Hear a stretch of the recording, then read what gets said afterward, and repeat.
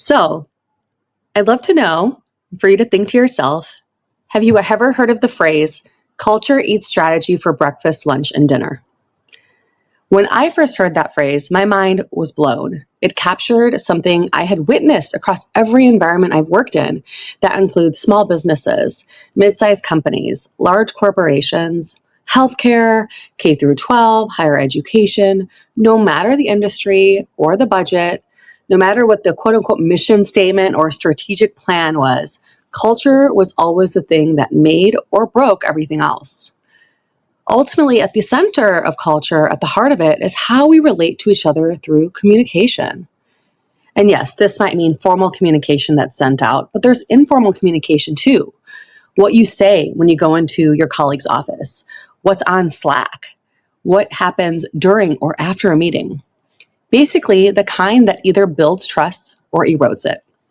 And trauma-informed care itself is about cultivating trustworthiness, period. So creating a truly supportive culture means communicating in a way that invites transparency and predictability and really builds that trust. And most of us, myself included, have not been taught how to do that. We didn't learn relationship skills in high school. Instead, we learned things like calculus that we don't use anymore. These are essential relationship skills that were not taught to us.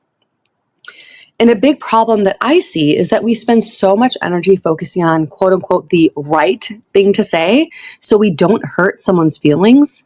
And when we do that, we end up avoiding exactly what needs to be said. We've confused being polite with being honest. We've confused silence for safety.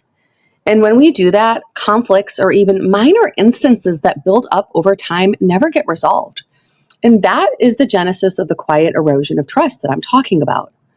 Most of the time, it isn't some big bang. It's a slow decay. And sure, some teams might seem to function on the surface, but something underneath is slowly brewing and breaking. So here's the shift I want to take us on today. We need to stop judging behavior and start asking more questions. We need to stop ignoring our bodies and start noticing how we're responding, so we stop projecting our own survival responses unintentionally onto the people around us. And we need to stop avoiding hard conversations and start sitting with our discomfort so we can communicate with integrity. Sitting with discomfort and pain is so important. We often think, if it doesn't feel good, I don't want to do it. I shouldn't do it. Instead of actually looking at discomfort as a growth opportunity. Ultimately, silence or skirting around an issue or not giving consequences, that's really expensive.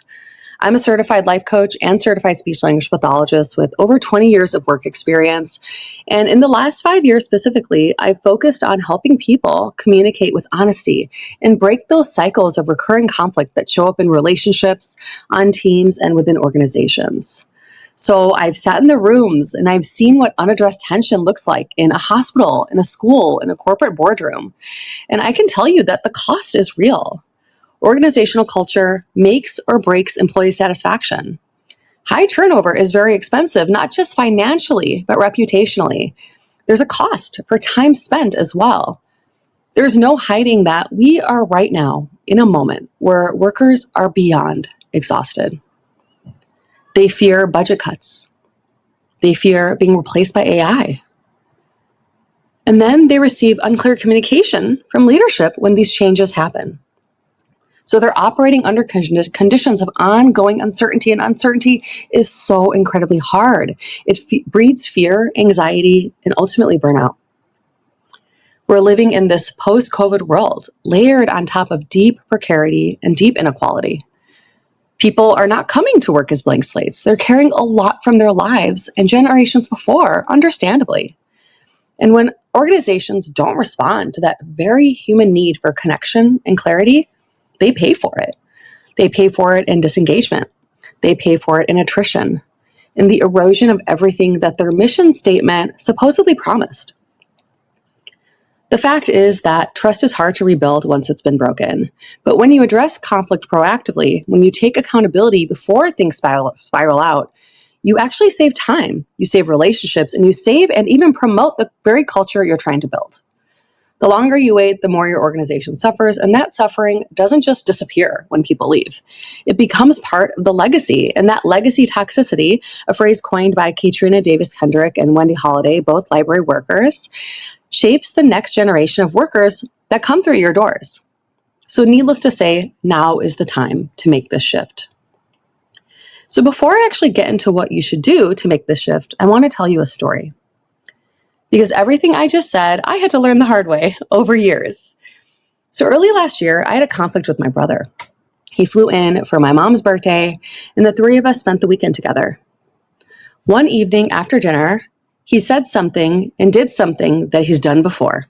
He spoke on my behalf about something that wasn't true and that I had never consented to. I had told him multiple times before that I didn't like when he did this, but this time was my tipping point.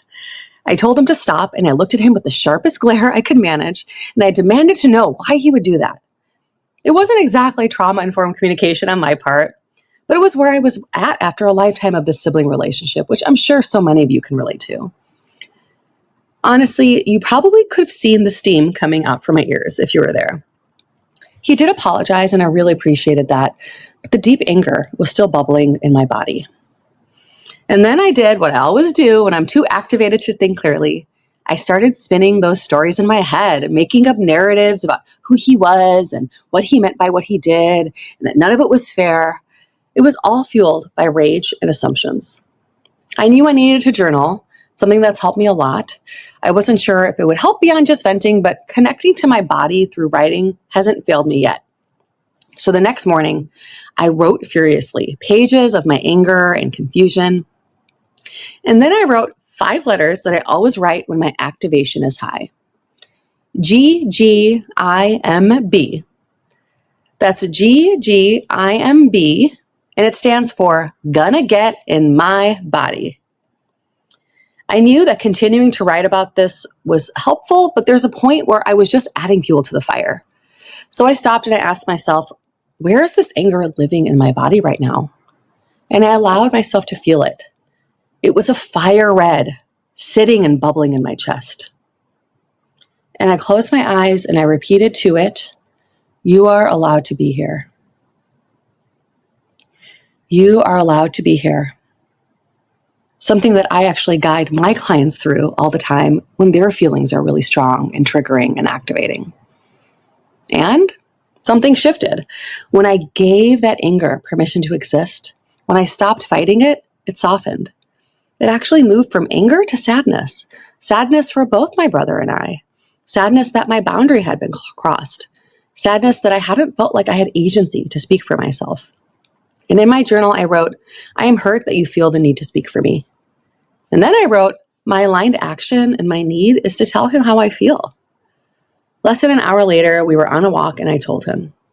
Being that vulnerable with him was new for me. In the past, I'd kept my walls up and avoided him or snapped at him, and I really let my pain become his punishment, and I didn't want that anymore. So I told him I was angry and that I was hurt, and I genuinely asked him what was going on. And he told me something that I hadn't expected. He said that what he had said to my mom at dinner was because he was triggered by something that my mom had said. And he assumed that it triggered me too. He'd felt the need to defend not just himself, but also me. I personally hadn't registered it as triggering. It didn't bother me at all. But when he explained it, it completely made sense. He was activated.